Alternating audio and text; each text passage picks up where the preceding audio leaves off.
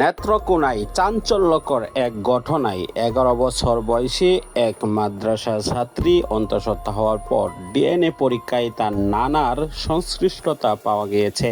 আমার মেয়ে মাদ্রাসার মধ্যে পড়তো, মনে করেন মাদ্রাসার হুজুরে মনে হয় 10 টাকা দিয়ে দিয়ে মনে হয় এমন মায়া করছে আর কি, কিন্তু হ্যাঁ সম্পর্কে বাগ্নির আগে আম্মু আম্মু হইতে ডাকছে। দেখে আমার মেয়ে তো আর এতটা বুঝে না, ছোট মানুষ, তো এর লগে এগুলা করছে। তো করার পরে আমি মনে করেন অনেকদিন পর আমি বাড়িতে আইছি, আর তার কাছে একদিন শুয়েছি, শুয়ার পরে মনে করেন হাত পড়ছে হের পেটের উপরে, আমার বোঝা গেছে হের পেটটা একটু বড় বড়। তো আমি ডাক্তারের কাছে গেছি, ডাক্তারও বলছে বলে 6 মাসের প্রেগনেন্ট। আবার ঠোঁটে আমার এখানে লিপটিস করছে, সবাই আবার মুখ চাপি ধরে আমার পা দুইটা উরপিন মি দিয়ে বুকের মি দিয়ে মুখ চাপি এমন ধরে আমার মানে আমার শালোয়ারের হাঁটু পর্যন্ত নামালাইছে, ঠিক আছে, নামায় এর নিচের দিকে এই পর্যন্ত বাজাইছে, বাজায় হের পানি মানে আমার শালোয়ারে পড়ছে। আমি আওয়াজ পাইছি, আমি আমার মেয়ের নেত্রকোনায় চাঞ্চল্যকর এক ঘটনায় 11 বছর বয়সী এক মাদ্রাসা ছাত্রী অন্তঃসত্ত্বা হওয়ার পর ডিএনএ পরীক্ষায় তার নানার সংশ্লিষ্টতা পাওয়া গিয়েছে। ঘটনাটি প্রকাশ্যে আসার পর এলাকায় ব্যাপক ক্ষোভ ও উদ্বেগ সৃষ্টি হয়েছে। পারিবারিক সূত্রে জানা যায়, কয়েক মাস ধরে শিশুটির শারীরিক অসুস্থতা দেখা দিলে তাকে স্থানীয় হাসপাতালে নেওয়া হয়। পরে চিকিৎসকদের পরীক্ষায় জানা যায় সে 6 মাসের অন্তঃসত্ত্বা। বিষয়টি জানাজানি হলে পারিবারিক ও স্থানীয় প্রশাসনের মাধ্যমে তীব্র আলোড়ন সৃষ্টি হয়।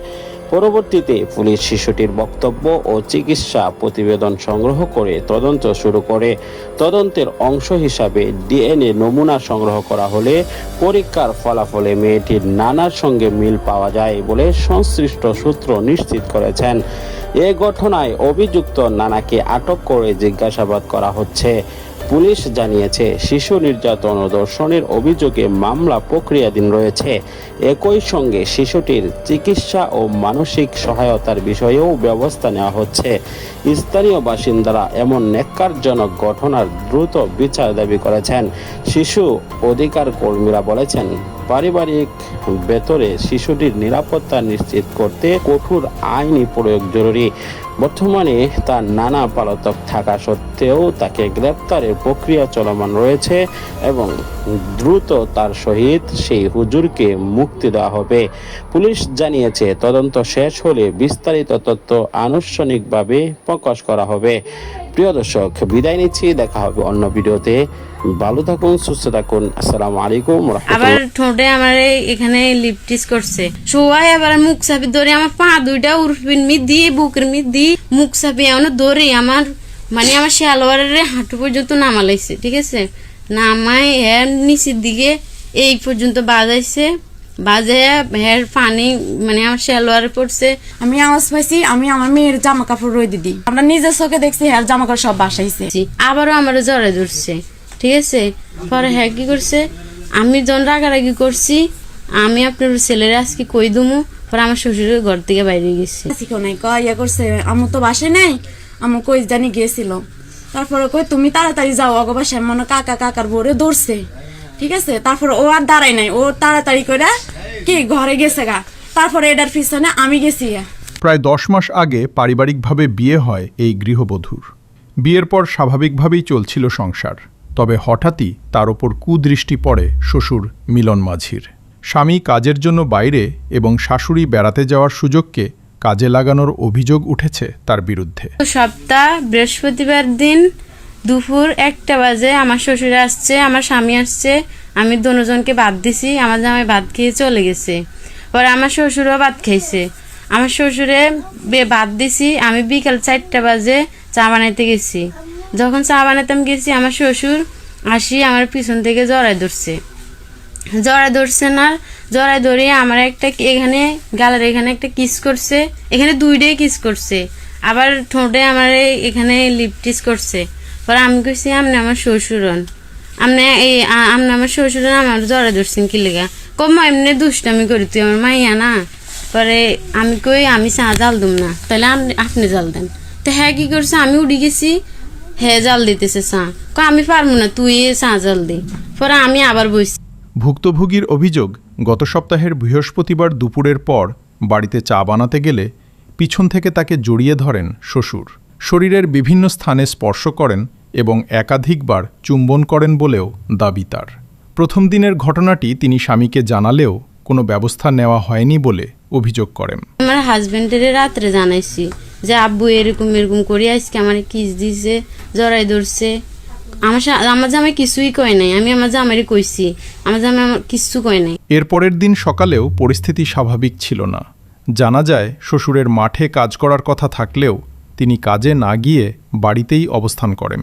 এক পর্যায়ে রান্নাঘরে ভাত রান্নার সময় গৃহবধূর পাশেই দীর্ঘ সময় বসে থাকেন। কালকে ঘটনা 10টার দিকে আমি 6:30 বাজে ঘুম থেকে উঠছি, ঘর ঝাড়ু দিছি, থালবাড়ি ধুইছি। তারপরে আমার শ্বশুর ঘুমাইতেছে, আমার জামাইও ঘুমাইতেছে। পরে আমার শ্বশুরের কাজে যাওয়ার কথা ছিল, ঠিক আছে। আমার শ্বশুরে ফিল্ডে কাজ করে, উনি কাজ করে ফিল্ডে, উনি যায় নাই কাজে। মাঝি আসছে, মাঝিকে বলছে আমি আজকে কাজে যাইতাম না, আমি যাইতাম না বলে আমি পরে যাবো কাজে, এটা বলছে। মাঝি চলে গেছে। চলে যাওয়ার পরে আমার শ্বশুরের আমি চা বানাইছি, পরে আমার শ্বশুর ঘুমের থেকে উঠছে না, আমার জামাই এখনো ঘুমাইতেছে, ঠিক আছে। তখন আমার শ্বশুর উঠি চা খাইছে, খাইয়া আবার আমার কইতেছে যে দিদার আজকে কাজে যাইব না। পরে আমার এই শ্বশুরে বলতেছে যে প্রতিদিন কি নাটক করে নাকি, আমি ফিল্ডেতে না একবার কাজ শেষ করিলে তারপর নাটক শেষ করবো একবারে। পরে এডি আমার শ্বশুরে নানান ধরনের কথা কইছে, সংসারে টিয়া দেয় না, কিস্তি চালা। পরে আমার জামাই ঘুম থেকে উঠি গেছে, উডি কি করেছে চা খাইয়া আমার জামাইকে আমার মেয়ে মাদ্রাসার মাঝে পড়তো, মনে করেন মাদ্রাসার হুজুরে মনে 10 টাকা দিয়ে মনে করেন এমন মায়া করছে আর কি। কিন্তু হ্যাঁ সম্পর্কে বাগনির আগে আম্মু হইতে ডাকছে, যাইকে আমার মেয়ে তো আর এতটা বুঝে না, ছোট মানুষ, তো এর লগে এগুলা করছে। তো করার পরে আমি মনে করেন অনেকদিন পর আমি বাড়িতে আইছি, আর তার কাছে একদিন শুয়েছি, শুয়ার পরে মনে করেন হাত পড়ছে হের পেটের উপরে, আমার বোঝা গেছে হের পেটটা একটু বড় বড়। তো আমি ডাক্তারের কাছে গেছি, ডাক্তারও বলছে বলে 6 মাসের প্রেগনেন্ট। তো 6 মাসের প্রেগনেন্ট এই দিনে কিন্তু এর বাইয়ান থেকে ফলাতো। কোথা থেকে আসছো? সে বললো যে ঢাকায় চলে গেছিলাম, এখন নানা ভাই জোর করে নিয়ে আসছে আমারে। যে মেয়েটা এখানে আসতে চাইছিল না তাকে কেন জোর করে আনা হলো। পরবর্তীতে আমরা এটাও জানতে পারি যে এই মেয়েটা তার এই নানার সাথে রাতের বেলা ঘুমায়। দর্শক, সম্পূর্ণ ভিডিওটি দেখলেন, বুঝতে পেরেছেন ভিডিওটি অত্যন্ত গুরুত্বপূর্ণ। আমরা ব্রেকিং নিউজ, আপডেট টপিক এবং সকল কিছু আপনাদের মাঝে একে একে শেয়ার করে থাকি। অবশ্যই আমাদের মাঝে চ্যানেলটিকে সাবস্ক্রাইব করে পাশে থাকা বেল বাটন অন করে রাখলে নিত্য নতুন সকল আপডেট এবং ব্রেকিং নিউজগুলো সর্বপ্রথম আপনার কাছে পৌঁছে যাবে। দেখা হচ্ছে পরবর্তী অন্য কোনো ভিডিওতে। সে পর্যন্ত ভালো থাকুন, সুস্থ থাকুন, বিদায় নিচ্ছি। দেখা হবে অন্য ভিডিওতে। আসসালামু আলাইকুম ওয়া রাহমাতুল্লাহ।